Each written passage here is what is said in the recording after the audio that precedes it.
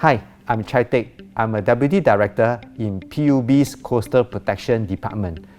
This is a new mission that PUB has been looking into to ensure that Singapore remains adequately protected against the challenge posed by sea level rise. We hit the streets to ask Singaporeans questions about rising sea levels. Then, we had Mr. Ho address these responses and debunk any misconceptions. By 2100, mean sea levels are expected to rise by 1 metre. What do you think will happen to Singapore? Then maybe we start building roads and houses above sea level. I think like 1 meter is not so high. Based on the latest science, we understand that sea level will rise by up to a metre by year 2100. A metre is not really a lot, okay? I mean, am I sitting down? Is about to here, right? But when you look at it in combination with other factors, Singapore has a large tidal range, right? More than 3 meters, right? And we do have storms hitting our shore, right? When there's sustained winds blowing from the South China Sea, water levels in Singapore will build up.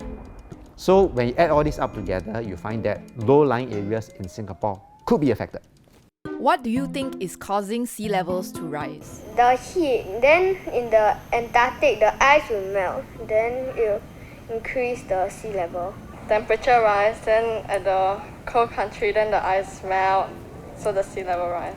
I think the key thing about why sea level will rise is because of build-up of greenhouse gases in the atmosphere.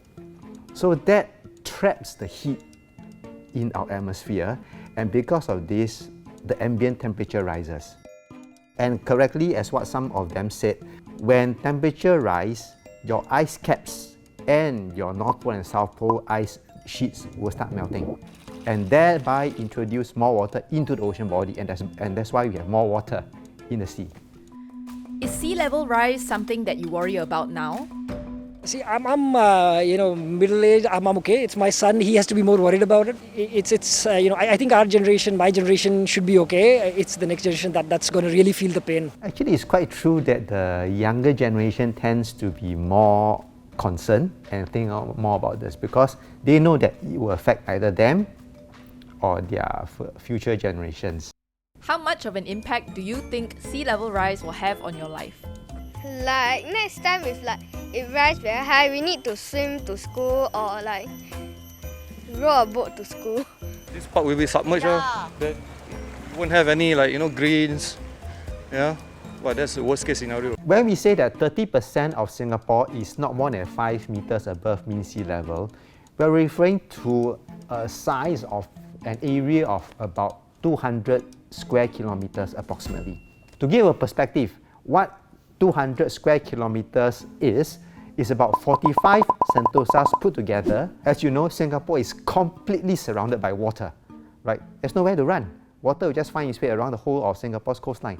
So other countries with similar nature like Singapore, which I meant the small island nations, will have this problem as well. What do you think can be done to deal with rising sea levels? Yeah, I think education is probably the way to go, and also the government take the lead in terms of the sustainability effort. First, we need to understand how sea level rise could affect our low-lying areas and along the coast. Right? So in this respect, we are developing the coastal inland flood model to simulate what happens when storms come, when tides come, when sea level rises, coupled with heavy rains. Don't forget we have severe rainfalls or storms hitting our inland areas as well.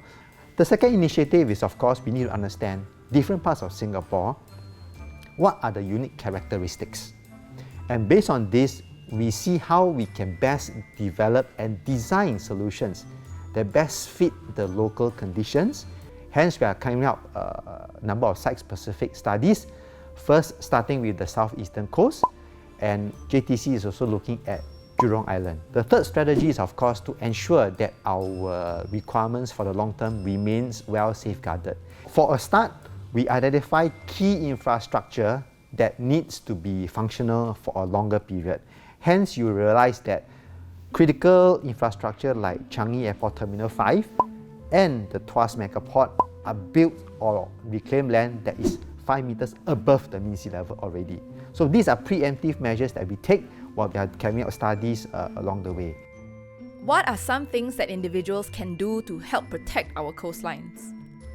I think as individuals, I don't want to talk about governments. As individuals, we can do our best, save electricity, try to recycle, try to reuse. As individuals, we must do our part to ensure that we contribute to this green movement, to reduce carbon emissions to the environment as best as we can by increasing our recycling rate, even simple things like using less water. The water that you use from your tap is treated. This requires energy. This coupled with all our individual efforts like reducing wastage of food, reducing your carbon footprint, drive less, cycle more, or even walk more.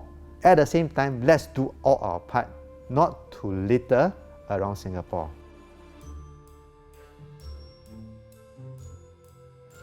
Can you swim? Yes, I can. In my younger years, I can swim 30 laps non-stop.